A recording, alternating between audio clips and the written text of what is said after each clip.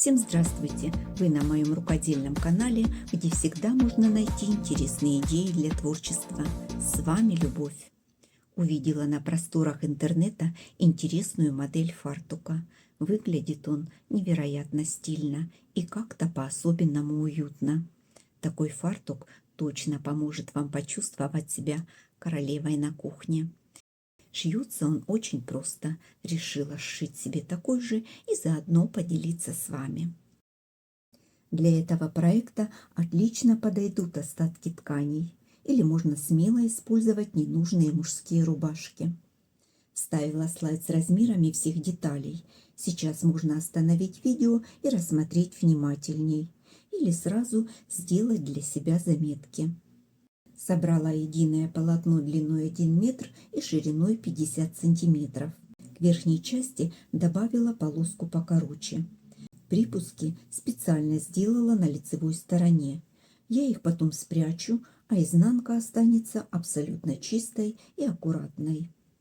Снизу полоска будет пошире, и припуски здесь я сразу спрятала с обеих сторон.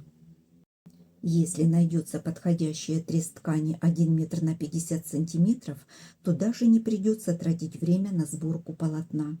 Еще мне понадобятся 2 отделочные полосы и деталь будущего кармана. Все размеры можно брать на свое усмотрение. Я буду отталкиваться от размеров собранного мною полотна. Сначала подготовлю карман. Чтобы связать детали по цвету, добавлю сюда вышивку с подсолнухами. Верхний срез кармана проклеила флизелином. Это укрепит вход в карман, и он не будет растягиваться при использовании. Сразу заутюжила припуск на 0,5 см и теперь подогну еще раз на 2 см. Закрепила 2 параллельными строчками. Нитки точно такие, как на вышивке. Теперь соединю нижний край кармана с широкой отделочной полосой. Соединяла обычной прямой строчкой. Припуски заутюжила на сторону отделочной ткани. Это важно. Дальше к верхней части полотна пришью узкую отделочную полосу. Прикладываю ее с изнаночной стороны лицом вниз и временно закреплю булавками. К нижнему краю основного полотна добавлю карман с отделочной полосой. Все точно так же, с изнаночной стороны лицом вниз. Соединю детали прямой строчкой. Отгибаю отделочную полосу по верхнему срезу на лицевую сторону.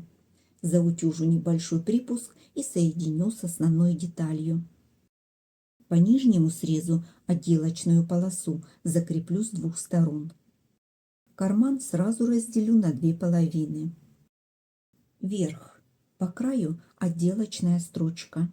Вторая в шов соединения деталей. Все припуски остались внутри.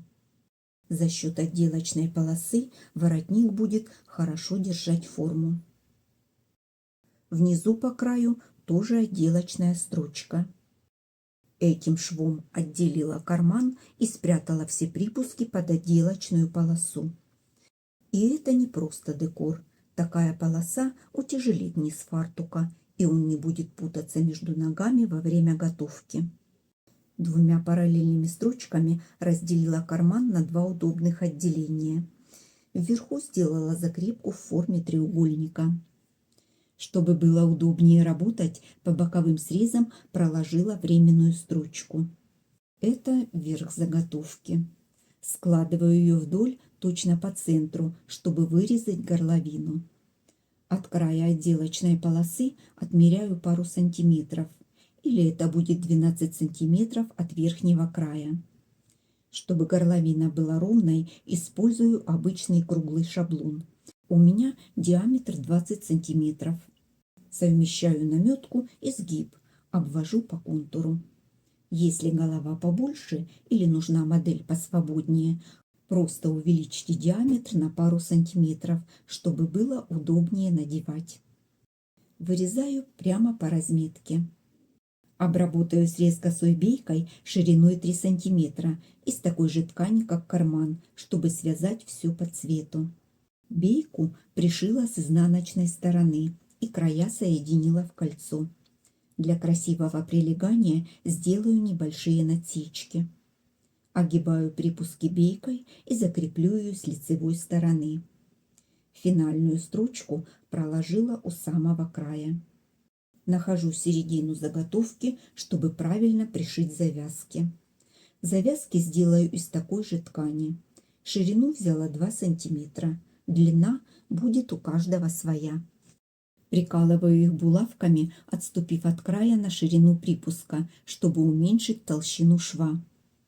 Чтобы пришить завязки более точно, сейчас уже можно сделать примерку и определить нужное место. Обработать боковые срезы можно такой же полоской ткани или просто подогнуть край и закрепить строчкой. Ткань тонкая, шов получается аккуратным, и меня все вполне устраивает. Завязки. Я их вшила в подгибку. Теперь отогну и дополнительно закреплю в нужном мне направлении. Так будет намного крепче, и подгибка не будет оттопыриваться. Зону входа в карман тоже не оставила без внимания. Небольшая закрепка поможет карману прослужить дольше. Буквально полчаса, и фартук уже готов. Никаких сложных швов и обработок. Удобные глубокие карманы. На мой взгляд, это важно, и нужно, чтобы все необходимое было под рукой. Получилась модель фартука, которую можно носить в 2 вариантах.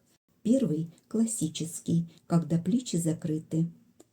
А если подогнуть отделочную полосу и вывернуть ее на лицевую сторону, то получится воротничок, который придаст фартуку совсем другой оригинальный вид. Такая вещь, сделанная своими руками, поможет работать на кухне с удовольствием, всегда выглядеть здорово и чувствовать себя королевой на кухне.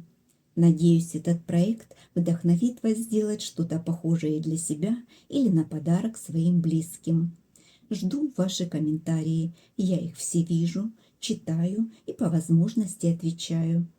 Показать свои работы и зайти пообщаться с рукодельницами можно в моем телеграм-канале. Это абсолютно бесплатно. Спасибо всем, кто смотрит мои видео до конца.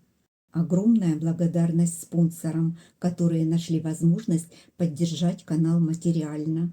А я на этом с вами прощаюсь. До новых рукодельных встреч!